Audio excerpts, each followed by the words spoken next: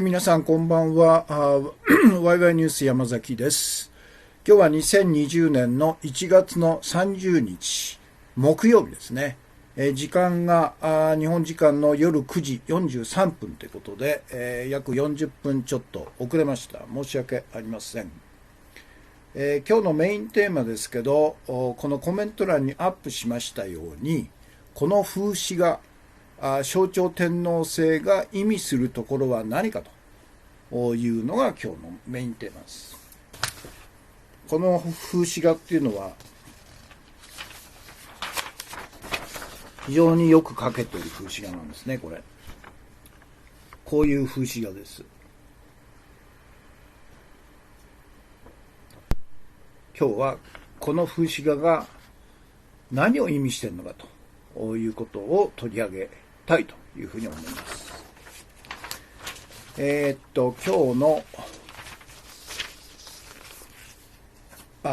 日のメイン、ワイワイニュースライブ通算で2929回目ということですね。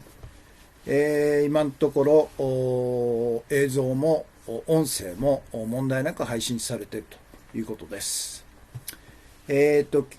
今日は最初にですね、本日配信したブログ記事再掲ということで、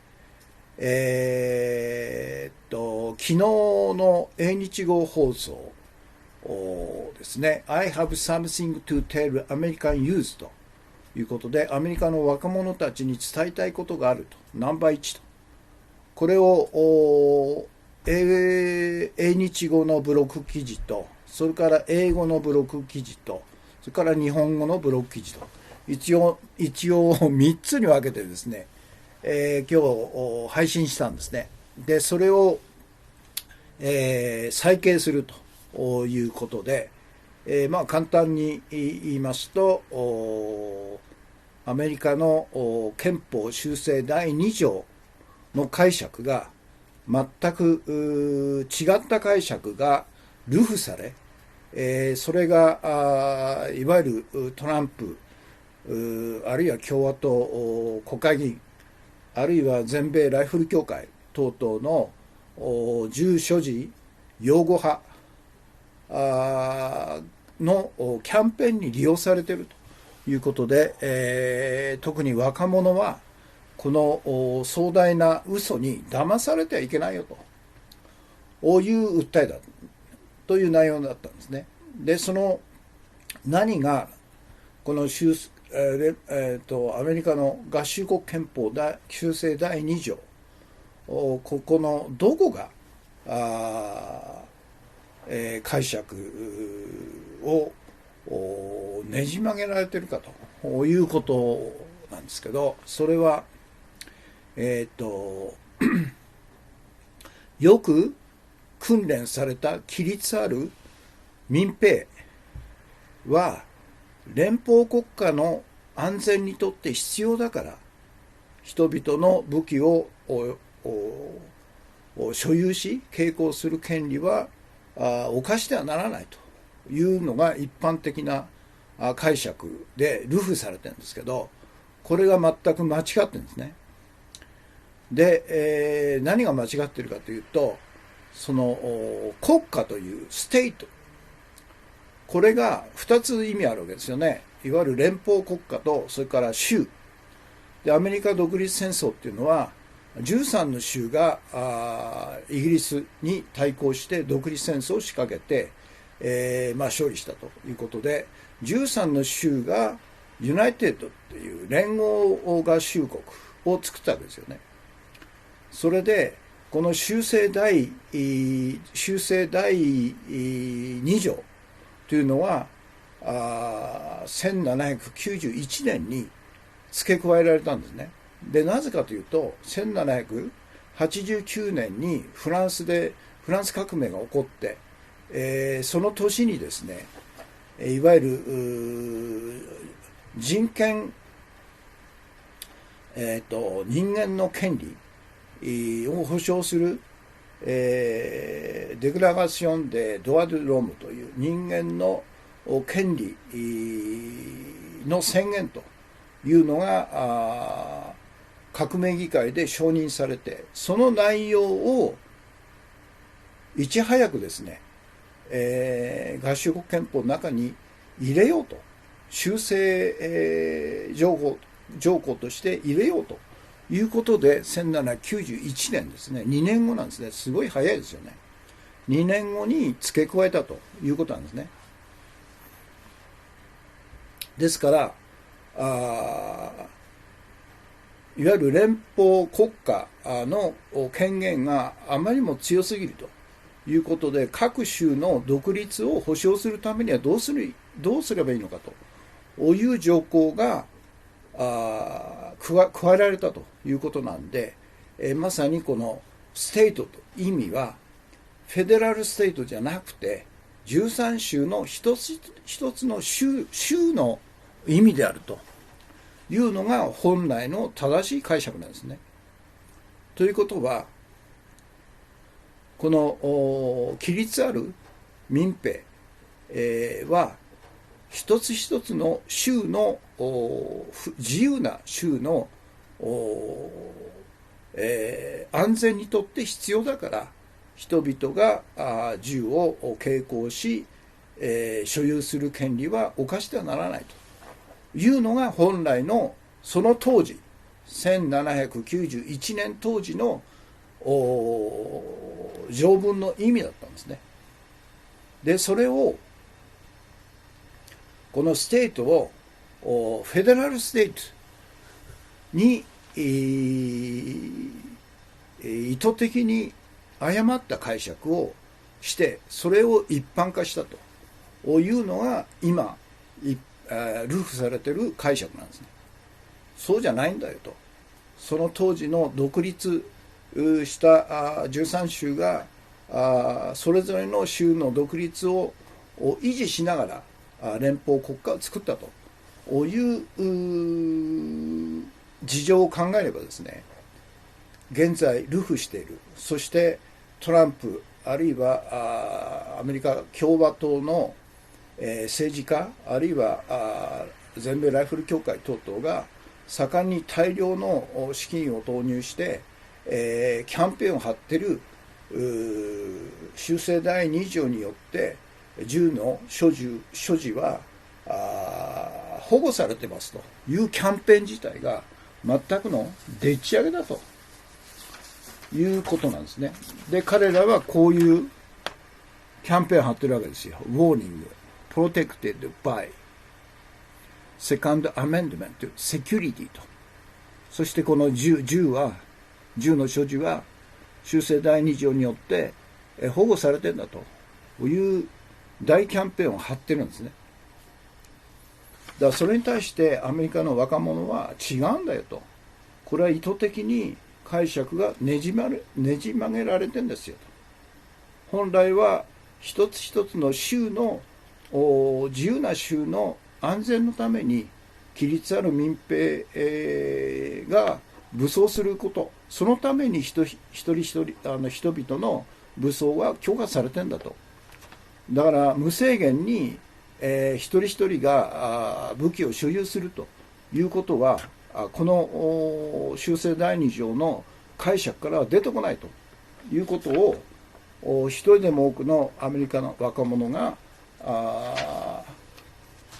若者に、伝えたいというのが昨日の放送のテーマでしたね。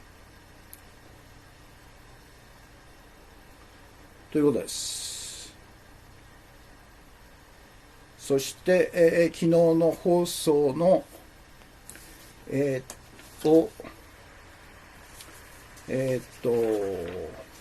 YouTube 向けにこのように表紙にしてくれました。これ全部入ってるんですね。I have something to tell ということで、銃の所持禁止ということですね。で、アメンドメントアメリカンユースですね。そして例のキャンペーン、嘘のキャンペーン、そして修正第2条のいわゆる原文ですよね。ここで言う A well-regulated militia being necessary for the security of a free state ここなんですよ。A free state って書いてあるんですね。The right of the people to keep and bear arms shall not be infringed ということで、問題はこの of a free state という意味なんですね、これ。で本来のフェデラルステートだったら一つしかないんで、ザ・フリーステートになるはずですよね。で、しかもステートが大文字 S が大文字になるはずなんですよ。そうじゃなくて、あになってると。だから小文字になってると。ということは、13州、独立を勝ち取った13州の一つ一つの自由な州にとってのセキュリティのために必要なんだと。何が必要かというと、well-regulated ミニシアが必要だと。そのための武器の所有と武器の所持が許されるという本来の意味なんですよ、これ。ということで、現時点での視聴者数はやはり英文ですので少ないですね。ツイキャスが100名、それから YouTube が95名で、109名と95名、204名ですね、今のところ。ということです。それから今日の画像ですけど、先ほど今日のメインテーマで、取り上げますけど、風刺画ですよね。これよく描けたんですね。誰が作者は誰か分かんないんですけど、これ真ん中に背広を着た温和そうな天皇が皇居の橋の上に立っていると。で、脇に万歳をしている安倍晋三風の男がいるんですね。で、その前にひれ伏している国民がいると。で、その国民が乗ってる台はなんか粗末なイカダみたいなもんで荒海に、乗り出していると。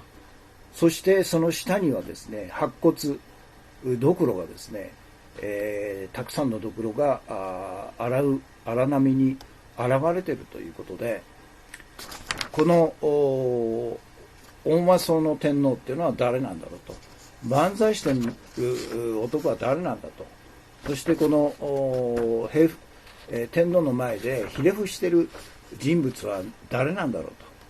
そしてこの荒海に現れている無数のドクロは一体誰のことを言ってるのかということを、今日のメインテーマで解き明かそうということですね。今日の最初の画像です。風刺画象徴天皇と、象徴天皇制ですね。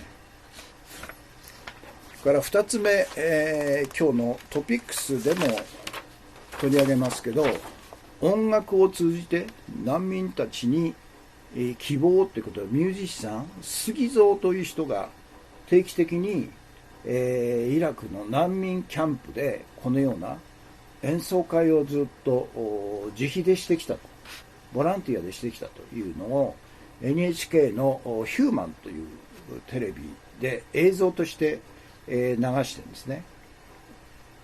なかなか感動的な場面が出てくるんですね。それから3枚目、これはすでに取り上げましたけど、今日のリテラでも取り上げてますけど、京都市長選、の中でですね、京都新聞に、1月26日付で掲載された共産党ノー広告というとんでもない広告、自民党、公明党、立憲民主党から国民民主党、それと社民党が相乗りになってるんですね。このようないわゆる戦前の赤狩り、赤と同じですよね。共産党は赤だから、京都の市長には赤はいらないという時代錯誤の差別的な広告が、よく京都新聞がこういう広告を載せるよね。金さえもらえばいいんですかね。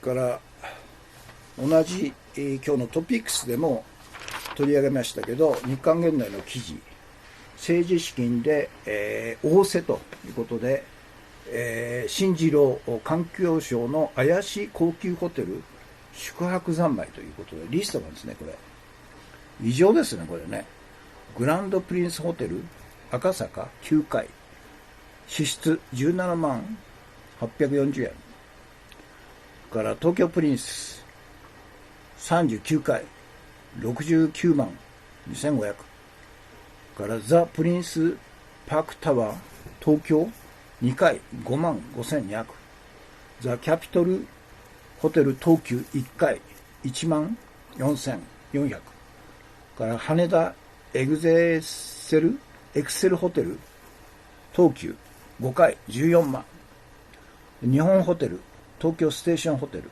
2階7万、パークハイアット東京1階6万、ホテルニューオータニ15階42万ということで、すべて高級ホテルを使っているということで、すべて、公的資金、いわゆる政治資金で落としてるんですよ。これね、異常ですよね、これね。だからこれはあれでしょ、政治資金で仰せとクエスチョンマークついてますけど、そういうことでしょ。だから彼はもうこれで終わりでしょうね。政治生命断たれたね、これでね。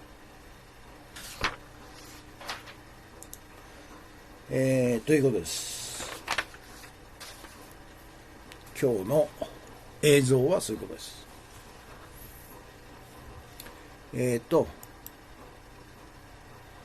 今までのところを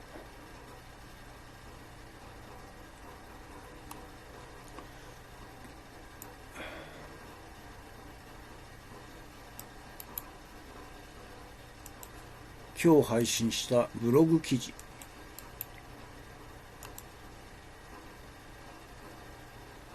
そっか。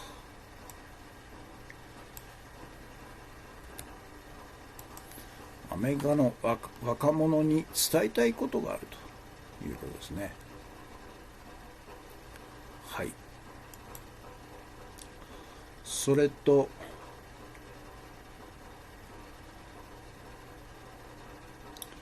今日の表紙ですね。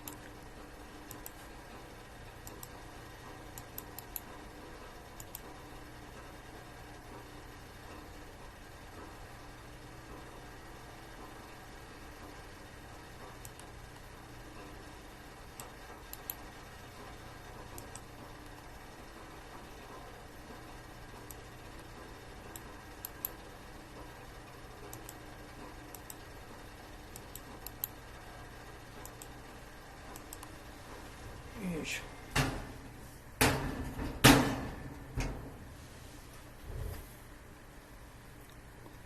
それと現時点での視聴者数ですね。2つで204名様。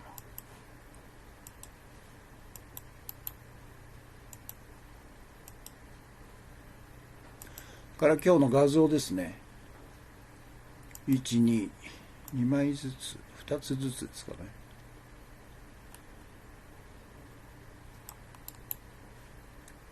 今日のメインテーマ、象徴天皇制の風刺画ですね。それと杉蔵という x ジャパンで今でも活動してるミュージシャンですね。あんまり聞いたことなかったんですけど、こういう人いるんですよね。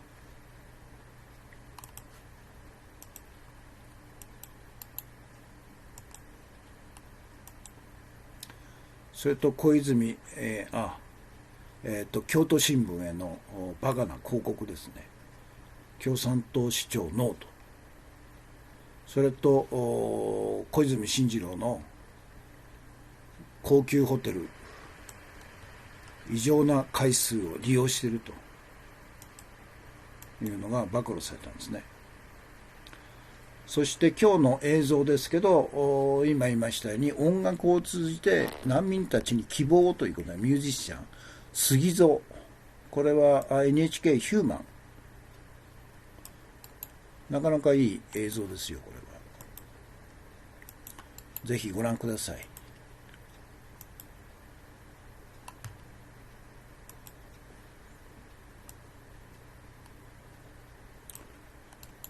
やはり難民キャンプの人たちにこういう音楽っていうのは言葉ではないんで通じるんですよね、すぐにね。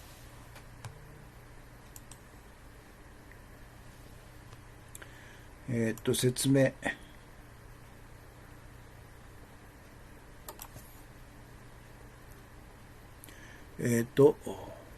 ルナって言うんですね。ルナシーや x ジャパンで活躍する杉蔵さんと難民キャンプでのライブをボランティアで開いていますと。きっかけは難民キャンプで苦しむ子どもたちの映像を見て衝撃を受けたこと。一人の父親としての思いが杉蔵さんを突き動かしていますという説明ですね。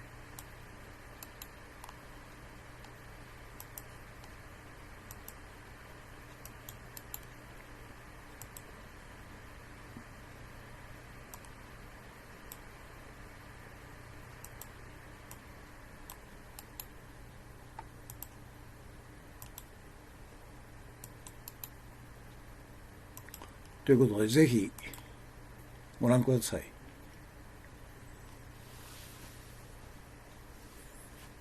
中さん、コンティニューコイン、音楽は国境を越えるって、まさにそういうことですよね。そして、砂月金さん、安倍氏によれば、立憲、杉尾議員も共産党扱いだったはずと。ニーメラーの詩を読んでほしいと。から砂月金さんが毎回コメント入れてもらってます。初めてご覧の方へということで、山崎氏のキャスは一言一応コメントが手段嵐恋があったから禁止と。このキャスの目的は情報の拡散共有、ご賛同ならツイッター連携で拡散共有してくださいということですね。からこの風刺が今日のメインテーマですね。象徴天皇制が意味するところは何かということですね。から商船コンティニューコインですね。土山純一さんですね。いつもありがとうございます。お茶爆10とコンティニューコイン2枚ですね。から初耳さんがいつもたくさんのコンティニューコインですね。1枚、2枚、3、4、5、6、7枚ですね。配信ありがとうございます。それと、石森さん、山崎康彦氏、ワイワイニュースライブ配信スタートしましたということです。からジュアン・マーティンさん、安倍晋三の手のひらが顔を向いているのが残念と。今のあれですかね。風刺画ですかね。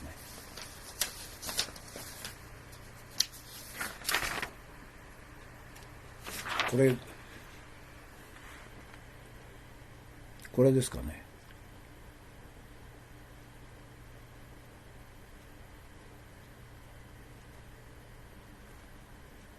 手のひらが前を向いていると。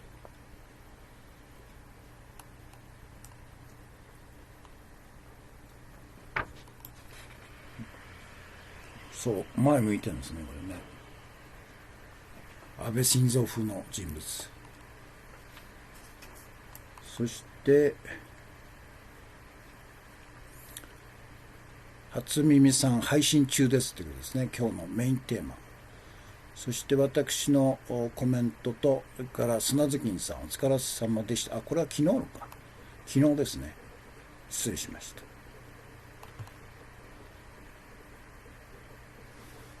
そういうことか。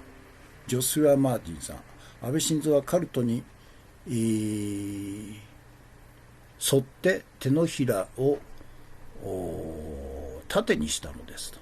そうなんだ。なるほど。砂月金さん、コンティニューコイン2枚ですね。はい。そして今日の注目情報です。これちょっと古いあれなんですけど、2015年の10月1日号の週刊新潮、これをデイリー新潮が配信してるんですね。で、天地真理が激白、柳沢君代も瀬戸際、誰でも危ない老後破産の共通項を検証するという長い記事ですけど、これ全文読めんですよね。これを今日の注目記事で取り上げました。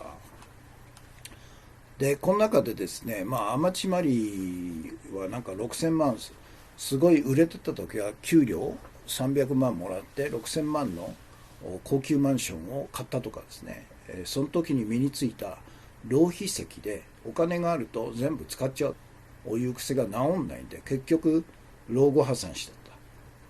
破産して今はどっかの老人施設に一人で暮らしてるらしいですね。で、そこの費用も昔の講演会の人たちが善意で出してくれてると。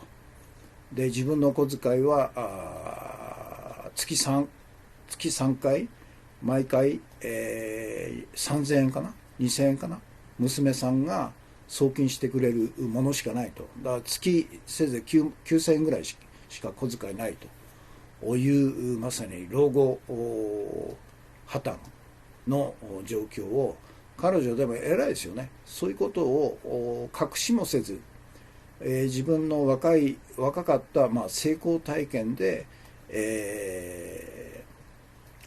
お金があるともう高級品を買って、いわゆるストレスを解消してたという癖が治んなかったということで、彼女ぐらい売れてたら、まともだったらですね、今ではもう優雅な老後を暮らせたはずなんですけど、自らのいわゆるその浪費癖が治んないで、このような状況になったということを彼女は素直に言ってるんですね。だからその点は偉いですよね。普通隠すんですけどね。それと柳沢君代という人は二冠現代に漫画ずっと書いてるんですよね。で、彼もものすごい収入があったんですけど、浪費なんですね。どっかの千葉県かなんかに3000坪かなんかの農家を買ったけど、そこが水も出ない、とんでもないところで、から高級マンションも結局、連載が打ち切られた途端ですね、ローンが重いローンがのしかかってきたということで、今でも破産寸前の状況であるということを、この記事の中でも言ってるんですね。で、この天地真理とか、あるいは漫画家柳沢君代、このお二人が持っているいわゆる成功体験の時の浪費癖が治んないということで老後破産になっちゃうということなんですけど、でそれが私が取り上げたメインではなくて、その中で、分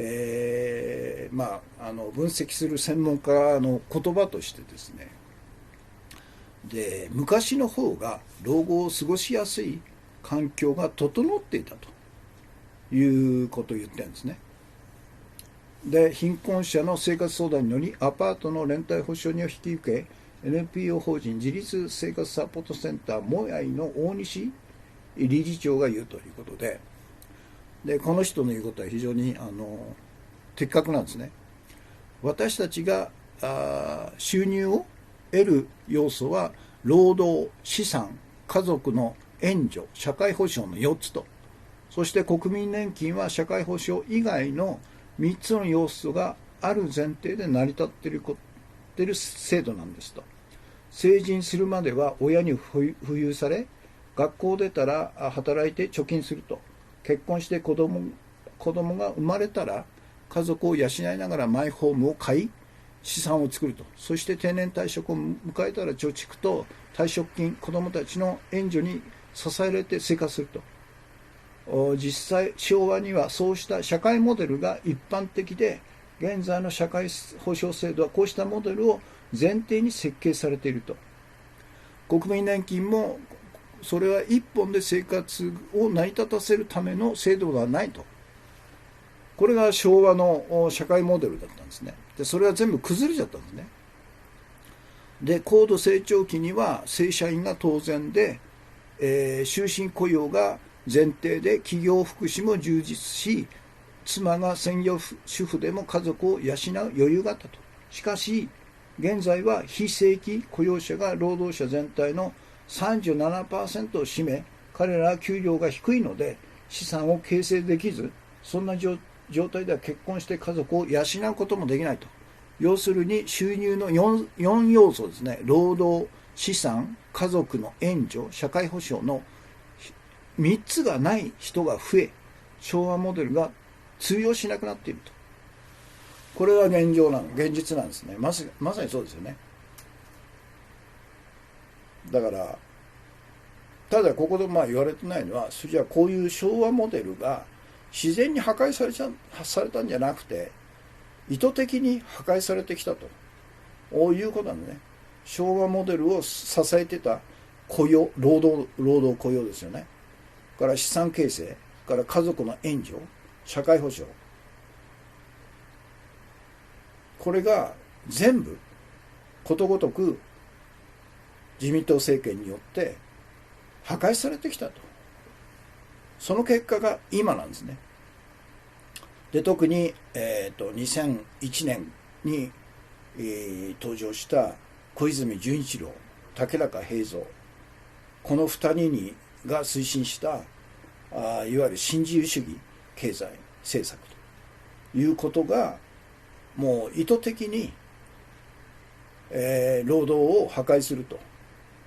今まで、限定された20の職種しか派遣労働が許可されてなかったんですけど、それを全部いわゆる規制緩和という名のもとに自由化しちゃって、で、結局年収が半分になって、それでパスナみたいな派遣会社の派遣、社員となって、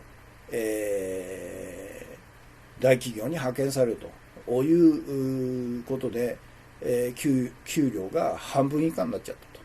そして、身分も1年ごとの契約の非正規労働者になっちゃったということを推進したのがこの2人なんですよね。ですから当然ながら資産形成もできなくなっちゃうと。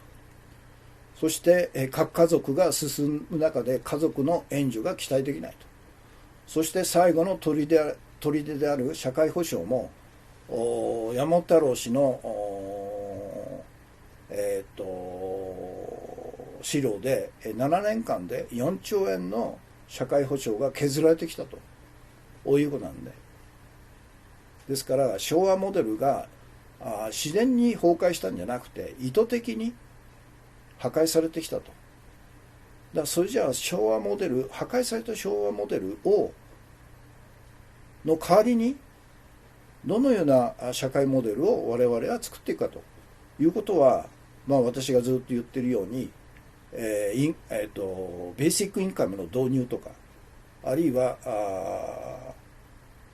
教育の無償化とか、あるいは子ども手当とか等々なんですね。その財源を確保する。そして基本的には実体経済が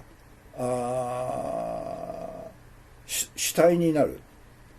金融経済が縮小すると。そして金融経済に、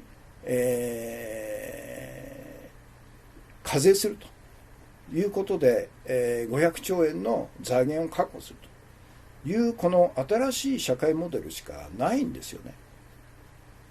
だからこの記事ではそこまでは到底提言してないですけど、でも彼らが言ってる指摘は正しいんですよね。昭和のモデルが破壊されたと。意図的に破壊された。そして破壊された後、我々は新たな社会モデルがない状態に放置されたままだということなんですよね。だからそれに対して市民革命政権の樹立しか方法はないんだと。そして、実体経済の20倍にも肥大し、実体経済の養分を吸い取って、ますます肥大化する金融経済に課税すれば、金融経済を縮小させて、本来の実体経済を活性化させ、その実体経済が主体の健全な社会構造になるんだというのが、我々の市民革命派の主張なんですけど、この記事読んでてますますその必要性が感じられますよね。ということです。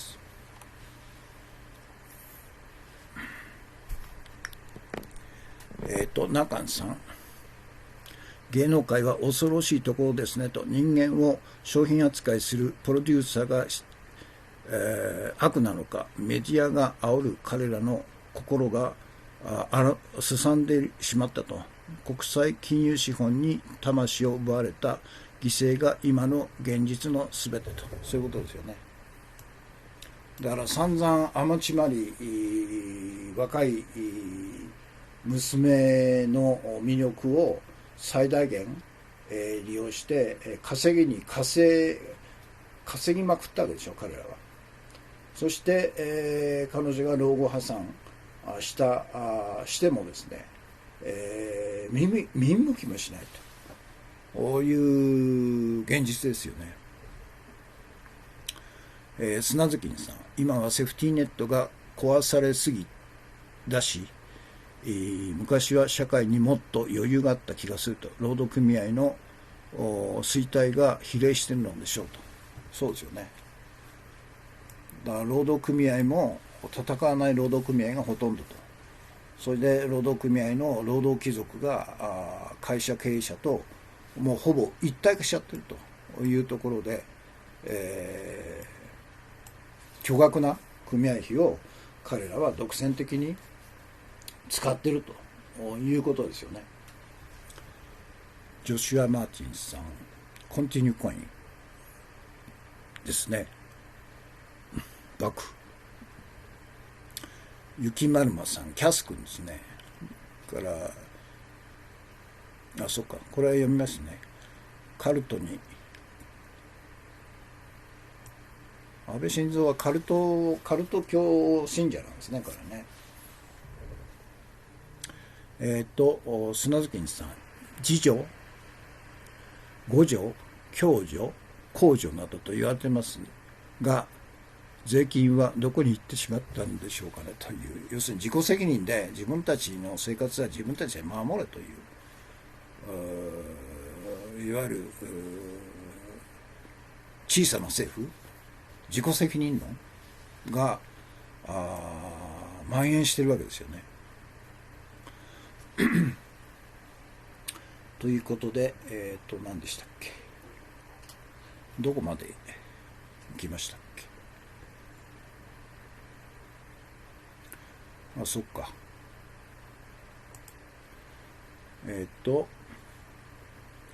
今日の注目情報ですね。老後破産と。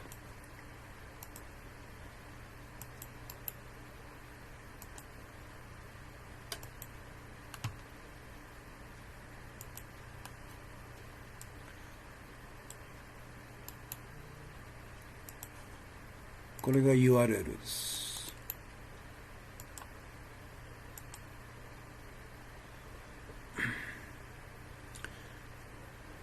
ジョシュア・マーティンさん、風呂のない安アパートに住み、近所の銭湯や八百屋の世話になるという生活ができなくなったと。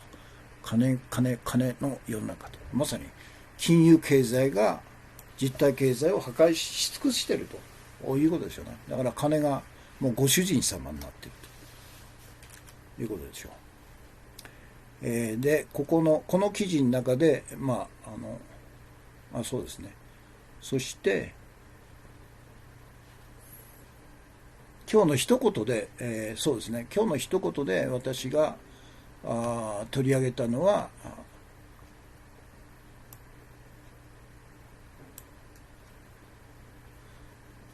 昔の方が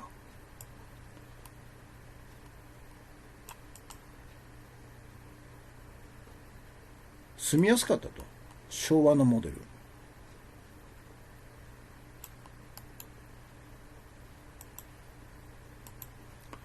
昭和モデルでは労働、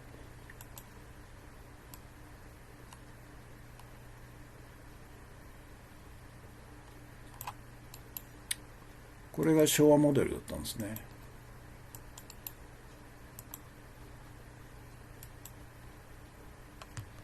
成人するまで親に扶養されると。学校出たら働いて貯金すると。結婚して子供が生まれたら家族を養いながらマイホームを買い資産を作ると。そして定年退職を迎えたら貯蓄と退職金、子供たちの援助に支えられて生活すると。こういうことだったんだね。それプラス年金、社会保障があったと。今は全部が破壊されちゃった。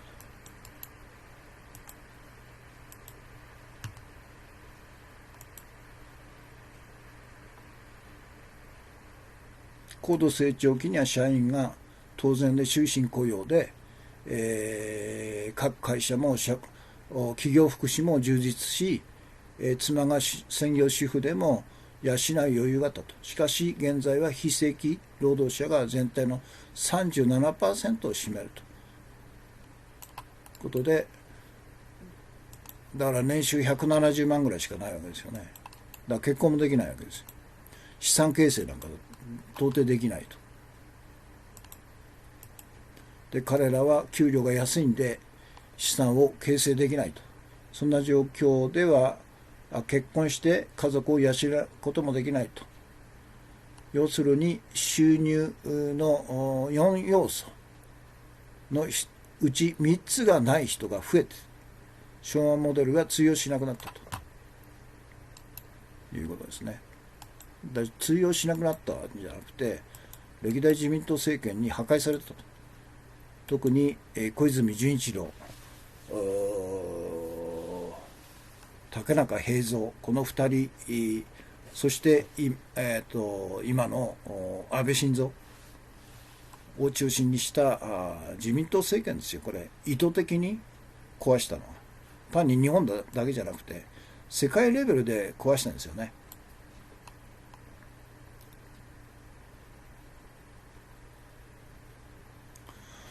年金の物価スライドをやめ、憲法の市町村から県単位への移行で大幅値上げ、さらに消費税アップなら誰でも下流老人という、そういうことですよね。だからこそ我々は頑張って市民革命を起こして、市民革命政権を樹立して金融経済を縮小させると。課税して縮小させて自他経済に、中心の世界経済体制、社会体制に切り替えるということが必要なんですよね。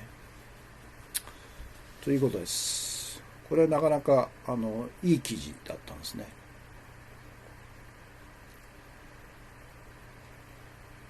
そして今日の推奨本ですね。朗読ですね。これです。グレタたった一人のストライキということで、第2章に入ったんですね。で、今日は第21回目、トランプ大統領は象徴であるというところです。1ページですね。アメリカ大統領ドナルド・トランプのかつてのベストセラーのタイトル、Think Big、でっかく考えるだった。トランプは現代社会の最悪の象徴、この時代の袋小路。だが私たちはこれからも彼の世界、何もかもが拡大さざるを得ない勝ち組の世界で生きるだろうと。世界は高速回転するメリーゴーランドで、そのスピードはどんどん速まっている。どれくらい逃げれば十分なのか。いつか限界まで達したらスピードについていけないメリーゴーランドから振り落とされてしまった人々たちに目をつぶることができなくなるはずだと。永遠に成長する社会のために私たちが犠牲にしてきた人たちがいると、生活レベルを上げたい、目のくらむようなトップ層の生活に少しでも近づきたいという意欲は常に前進への原動力になってきた。これはかなり合理的なことだ。私たちがせっせとのこぎりで切っているのが全員が座っている大きな枝だという事実に目をつぶりさえすればという。実際各種の成長曲線が急上昇している中で、実に多くの人々の健康状態が悪化し続けていると。不本意な孤独は慢性疾患となったと。燃え尽き症候群と精神疾患はチクタク、音を立てる時限爆弾ではない、もう爆発済みなんだということですね。だからここでもやはり実体経済と金融経済がの分離と、それから金融経済が実体経済を破壊全面破壊を開始したという結果がこれなんだという視点での理解が彼女も必要でしょうね。ということですね。砂月西さん、労働力の再生産もできない低賃金で国が滅ぶ、それすらわからないアホな政治家ということですね。ということで今日のメインテーマです。時間が今46分18秒ですね。同時期で視聴されている方が38名様、全体で94名様、コメントが31件ですね。で、今日のメインテーマです。この風刺画、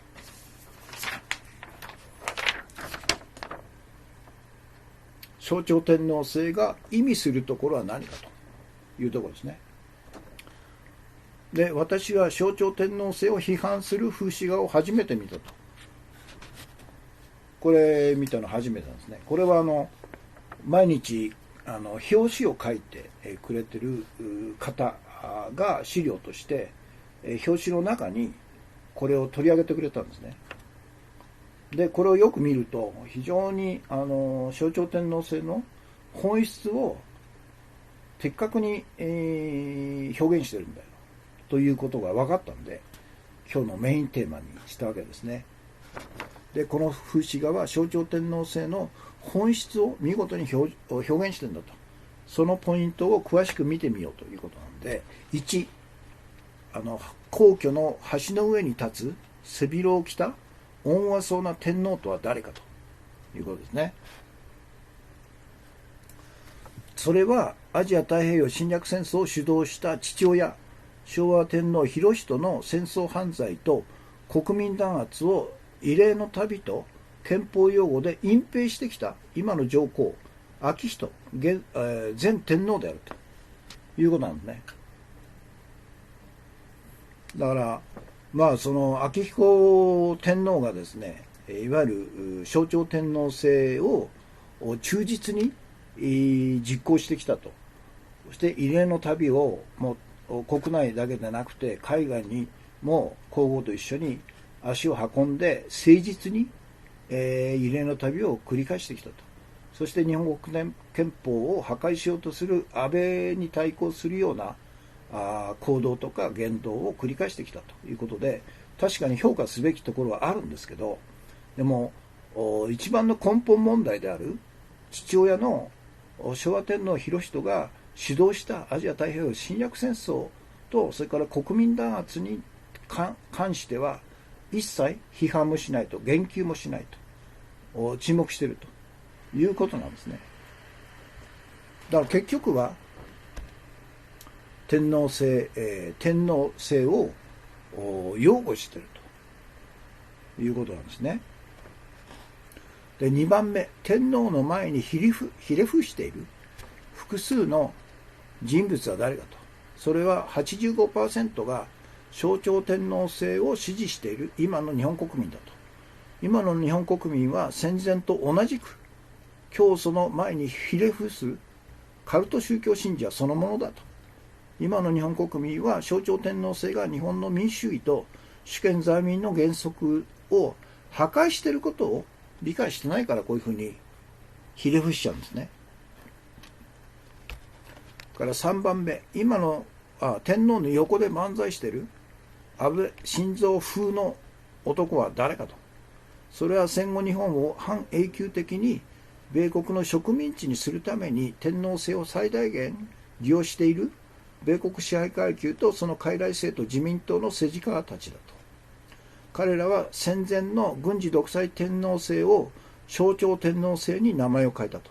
そしてより民主的平和的天皇制に化粧直しをして戦後の日本国民を再度洗脳したんだということなんね。で4番目、国民が乗った粗末なイカダですね。日本丸の下の荒海に打ち捨てられた無数の白骨は誰なのかと。それは昭和天皇裕仁が主導したアジア太平洋侵略戦争で殺された日本人320万人を含むアジア太平洋諸国民5000万人の白骨なんだということなんですね。だからこの風刺画っていうのは文字が一切出てこない、説明がないんですけど、でもそれぞれ4つのポイントが的確に表現されているということで、痛烈な象徴天皇制批判の風刺画になってるんですね。ということです。なかなかいい風刺画を紹介して、もらいましたよね。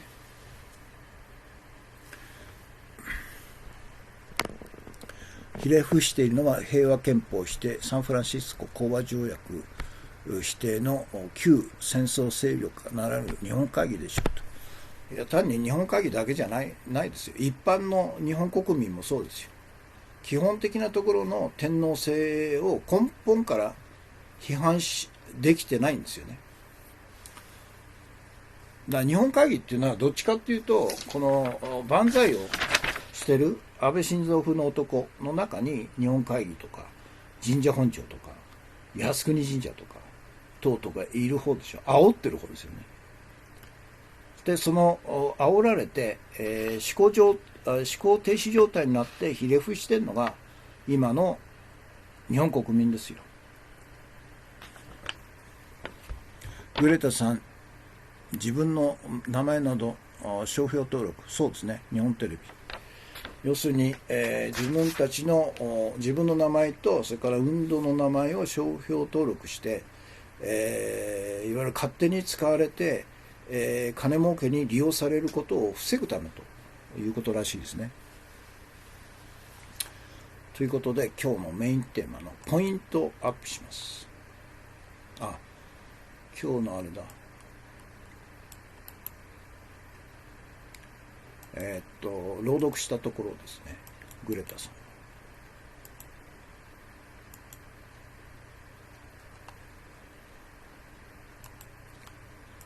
で、メインテーマ。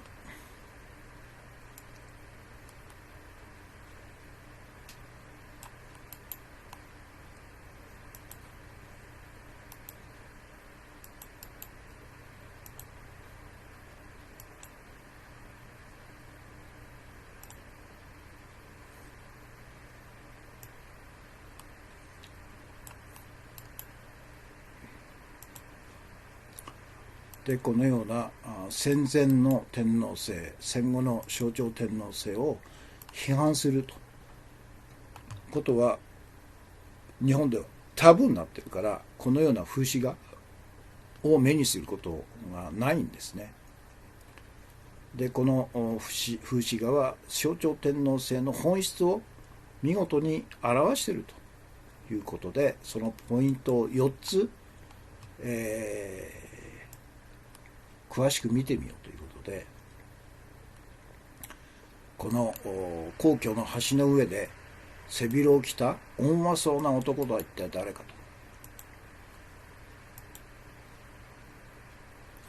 それはアジア太平洋侵略戦争を主導した父親昭和天皇裕仁の戦争犯罪と国民弾圧を異例の旅とから憲法用語で隠蔽してきた今の上皇昭仁前天皇であるということですね。白骨は日本の労働者も外国人じゃそうですね。だから過去の5000万人プラス今の日本の労働者と実習生も入るということですね。そういうことですね。過去だけじゃないということですね。から2番目、天皇の前にひれ伏している複数の人物は誰かと。それは 85% が象徴天皇制を支持している今の日本国民だと。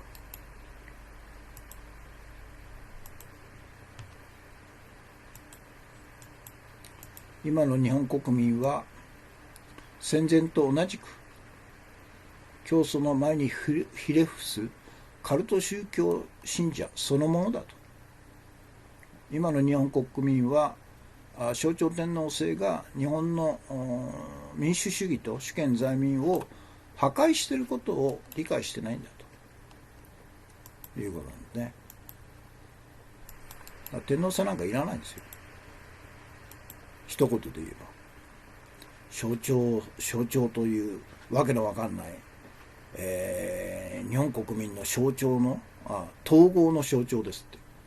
何が統合の象徴だと。よくそういう美辞麗句をでっち上げるよね。しかしね。から天皇の横で漫才している安倍晋三2の男は誰かと。それは戦後日本を半永久的に米国の植民地にするため天皇制を最大限に利用している米国支配階級とその政党、傀儡政党、自民党の政治家たちということですね。この風刺画は最近描かれたんじゃないですかね。安倍晋三なんていうのはそっくりですもんね。万歳してる。で、彼らは戦前の軍事独裁天皇制を象徴天皇制に名前を変え、民主的平和的天皇制に化粧直しして戦後の日本国民を再度洗脳したんだと。見事ですよね。見事に洗脳したと。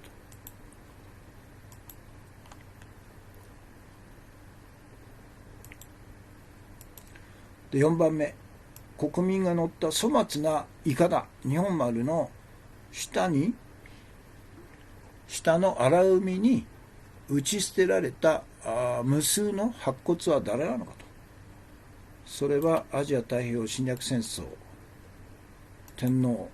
昭和天皇裕仁が主導した日本人320万人を含む5000万人のアジア太平洋諸国民の白骨であると。それに、戦後の労働者、日本の労働者あるいは外国人研修生も中に入ってんだと。こういうことですね。はい。今日のメインテーマでした。57分、58分ですね。39名様、104名様、コメント43件ですね。ということで、今日のトピックスになります。今日のトピックス、ちょっと取り上げるの遅くなっちゃったんですけど、令和新選組山本太郎の全国ツアー、23日から中四国地方へ、下関は2月6日という、長州新聞の1月21日付の記事、これちょっと取り上げるの、もう1週間以上経って、全国ツアーがほぼ全般終わっちゃったんですね。ちょっと遅くなりましたけど、でも重要なんで、今日のトピックスのトップに取り上げました。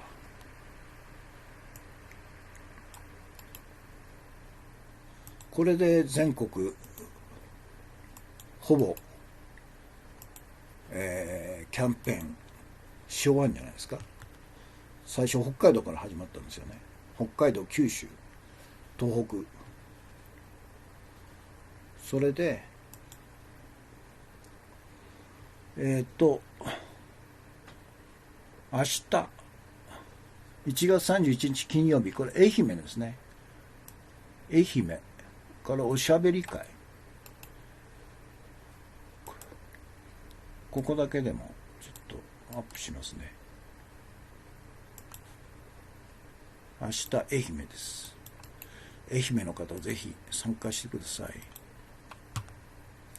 で、1時からポスター貼り、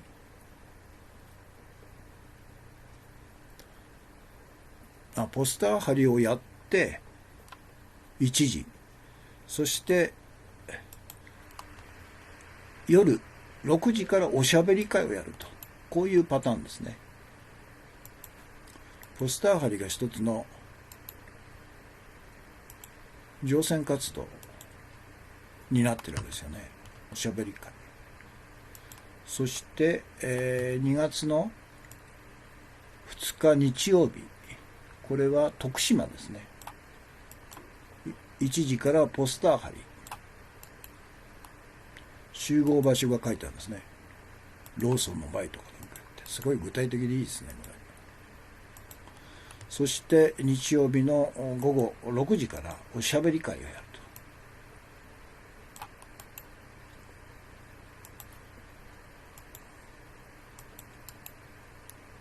と。定番化しちゃってるんですね。非常に分かりやすいですね。そして2月3日月曜日、岡山。これはおしゃべり会をやるんですね。ポスター貼りじゃなくて、おしゃべり会を6時からやると。岡山。おそらく移動に時間かかるんで、ポスター貼りの時間ないんでしょうね。徳島から岡山までの移動ですからね。そして広島、2月4日火曜日。これもおしゃべり会ですね。午後6時から。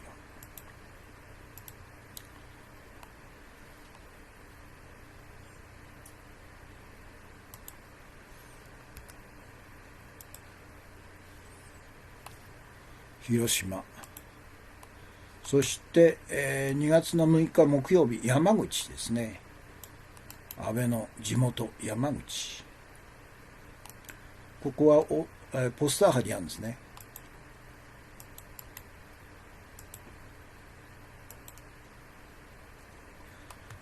2月の6日、山口、下関ですね。サンマルクカフェ、下関店前集合と1時。そしてその日の夜、下関でおしゃべり会をすると。安倍の地元ですよ。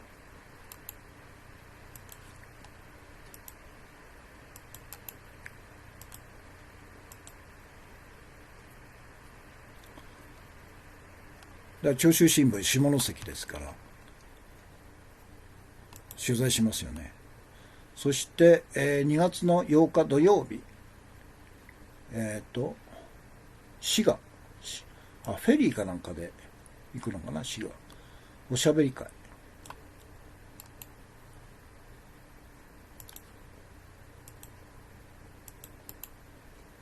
これは若いからできるんですよね。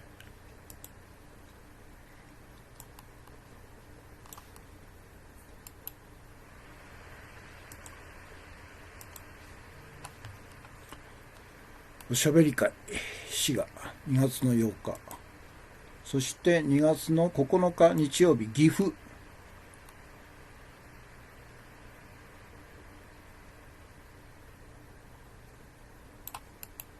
これですね。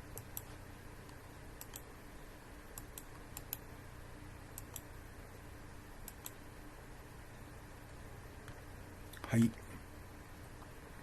ということです。そして2つ目の今日のトピックス、新型コロナウイルス猛威どこまで、イジジャーナリスト日刊現代。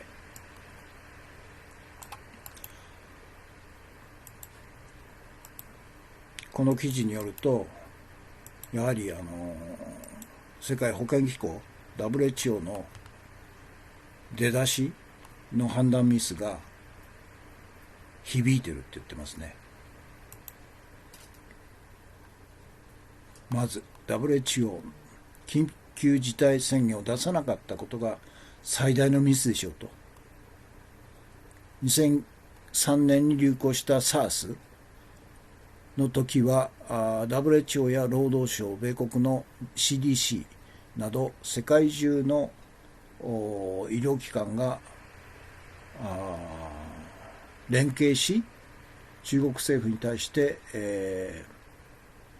感染抑制を働きかけたが、今回は全てが後での対策に回っていたという。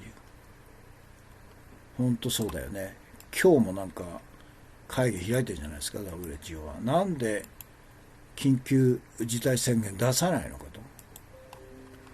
なんか怪しいですよね。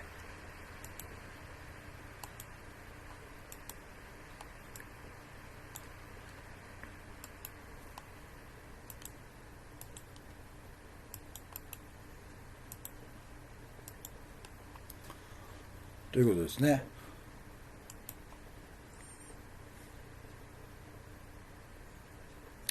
で、今後どうなっていくと思うかと。感染者、発症者の中で、重症化した患者の推移に注目していると。4000人の患者が発生した時点で、重症者は600人を超えていましたが、これらの患者が次々と亡くなる状況になるのは最悪だと。すごい早いんですよね。死亡者が急増してるんですよね。1日で20人ぐらい亡くなってるんですよね、中国で。で、1918年に世界的に、大流行したスペイン風邪のような事態になるかもしれないと。WHO をはじめ世界の医療機関の連携が不可欠ということですね。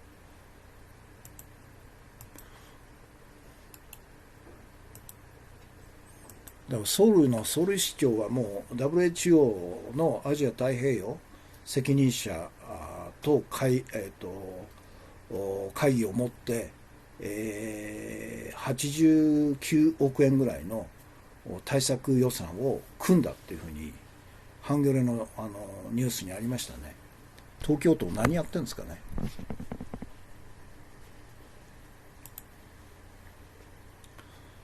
それから東京オリンピック中止という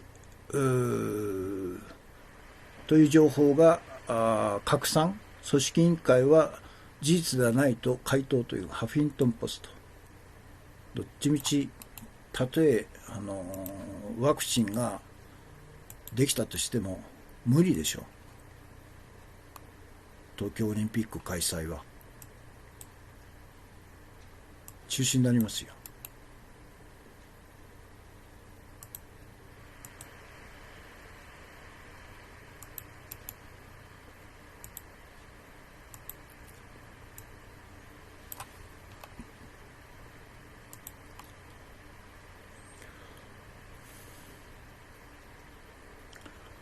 で、次、政治資金で、大瀬ということで、進次郎環境省の怪しい高級ホテル宿泊三昧という日刊現代。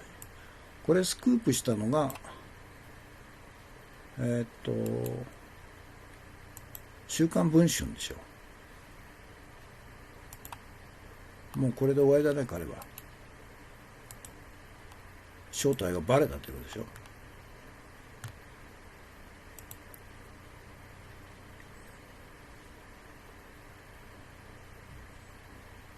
それから永田町の裏を読むということで、都合のいい数字だけで、列挙し、事実を見ない安倍のチャットという高野、日刊現代ジャーナリスト高野武氏。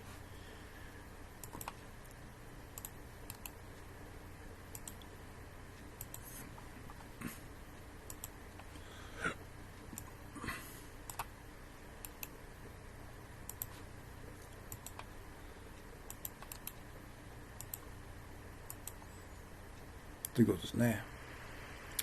K さん、コンティニューコインですね。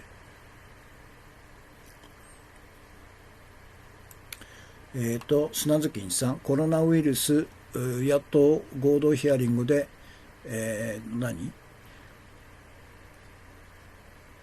帰国し帰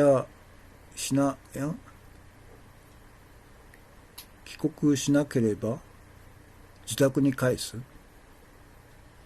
潜伏期間2週間なのに緊急事態狙いと疑われる。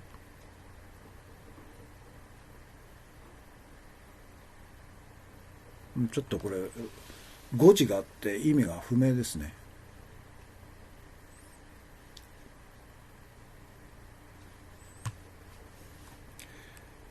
ということと、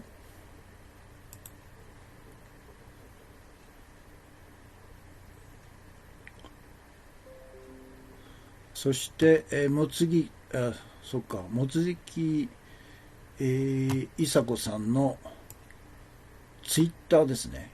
昨日のツイッターで手を挙げても記者会見で、刺されないと。これはもう記者クラブが菅と一体となって、望月磯子記者外しをしているということですね。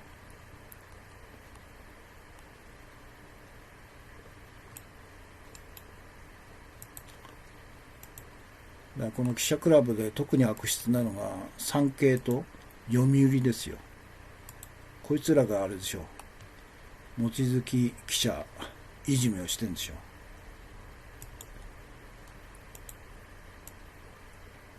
う。で他の日経とか朝日とか毎日とか等々はそれを黙って見てるということですよね。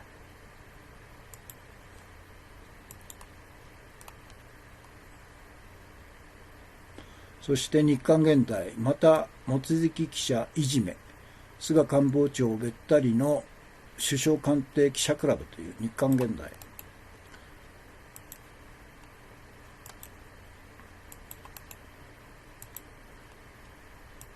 もう完全に末期症状になってるね、安倍政権。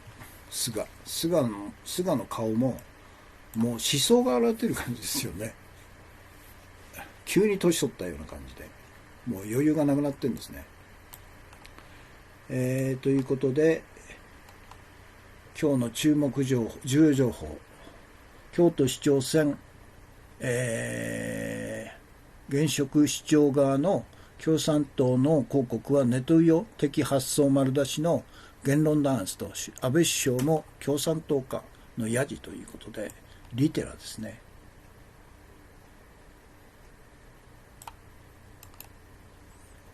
完全に時代錯誤ですね。戦前の赤狩り、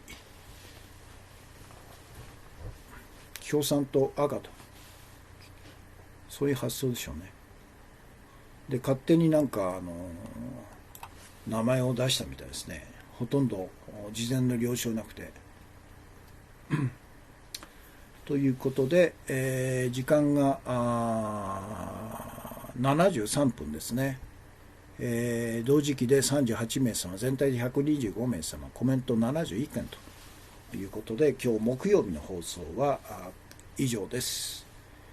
たくさんのコメントとたくさんのコンティニューコインとたくさんのギフトいただきましてありがとうございました。ということで、現在日本時間で、10時56分ですね。11時近いんですけど、比較的早めに開始できたんで、11時頃終わるということで、また明日もですね、今日のような時間帯で開始できればなというふうに思ってますんで、もしよろしければまた合流してくださいということで、今日の放送これで終わりです。お疲れ様でした。また明日です。マーティンさん、キャス君ですね。ありがとうございました。